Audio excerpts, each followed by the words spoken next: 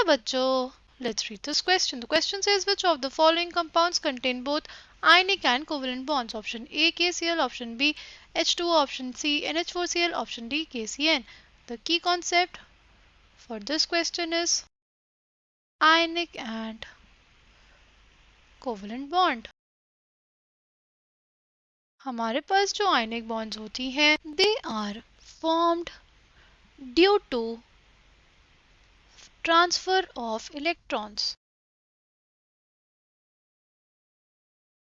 Okay?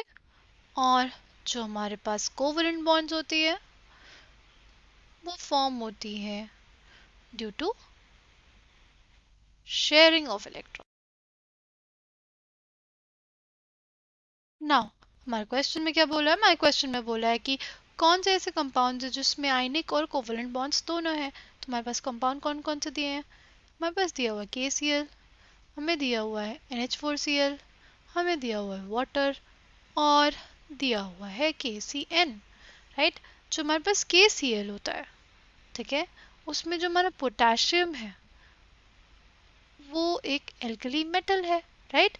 उसके outer most में हमारे पास एक इलेक्ट्रॉन है. राइट? और हमारा जो क्लोरीन है वो एक हैलोजन है.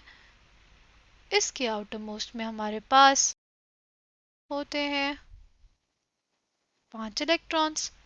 ये जो पोटेशियम है अपना एक इलेक्ट्रॉन ट्रांसफर कर देता है क्लोरीन को. राइट? पोटेशियम बन जाता है K+ और क्लोराइड आयन हमारे पास बन जाता है. और फिर ये दोनों फॉर्मेशन कर लेते हैं एक आयनिक कंपाउंड का. यहाँ पे शेयरिंग ऑफ इलेक्ट्रॉन्स नहीं हुई, इसलिए यहाँ पे सिर्फ आयनिक बॉन्ड है. ठीक? फिर हम लोग देखते हैं वाटर के केस में. वाटर के केस में हमारे पास ऑक्सीजन है.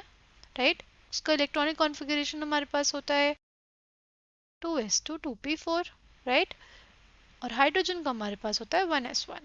तो दो हाइड्रोजन हमारे जो ऑक्सीजन है उसके साथ बेसिकली कोवलेंट बॉन्ड बनाते हैं और हमारे पास फॉर्मेशन हो जाता है वाटर मॉलिक्यूल का. राइट? तो यहाँ पे सिर्फ और सिर्फ क्या है? हमारे पास कोवलेंट बॉन्ड है. यहाँ पे ट्रांसफर ऑफ इलेक्ट्रॉन नहीं हुआ, यहाँ पे सिर्फ शेयरिंग ऑफ इलेक्ट्रॉन्स हुई. फिर हम लोग देखते हैं अपना NH4Cl. NH4Cl में हमारे पास बेसिकली कुछ ऐसा सिस्टम होता है. जो हमारा NH3 है, पहले हमारा NH3 था, उसमें हमारे पास क्या था? सिर्फ और सिर्फ कोवलेंट बॉन्ड थे. राइट? फिर हमारे पास NH3 में जो नाइट्रोजन के लोन पेयर्स हैं उन्होंने H+ को अपनी electron density the through covalent bond. तो हमारे पास NH4+ का फॉर्मेशन हुआ, यानी अमोनियम आयन का फॉर्मेशन हुआ. अब इस अमोनियम आयन में पॉजिटिव चार्ज है. राइट? और इससे अट्रैक्टेड हुआ हमारा क्लोराइड आयन. राइट? तभी हमारे पास फॉर्मेशन हुआ NH4Cl का. ठीक है? तो जो हमारे पास NH4Cl हुआ, इसमें कौन कौन से इंट्रैक्शंस है? हमारे पास कोवलेंट बॉन्ड है, इसमें हमारे पास कोऑर्डिनेट बॉन्ड है और इसमें हमारे पास आयनिक बॉन्ड भी है जो हमारी अमोनियम आयन और क्लोराइड के बीच में लग रही है. और लास्ट हमारे पास KCN. KCN में हमारा पोटेशियम है. राइट? पोटेशियम हमारा 4s1 हुआ. अब यहाँ पे क्या है? Cyanide ion. जो हमारा साइनाइड आयन है हमारा K+ के फॉर्म में है पोटेशियम. और जो साइनाइड आयन है उसमें C ट्रिपल बॉन्ड N है हमारे पास. ये जो कार्बन और नाइट्रोजन है इनके बीच में ये जो बॉन्ड्स है ये हमारे पास कोवेलेंट बॉन्ड्स हैं.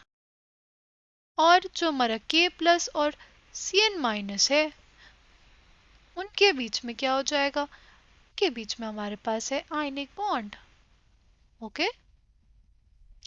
Coming back to the question, the correct answer for this question will be option C and option D. Option C और option D में हमारे पास ionic bond और covalent bonds दोनों हैं. I hope you understood it well. Thank you and all the best.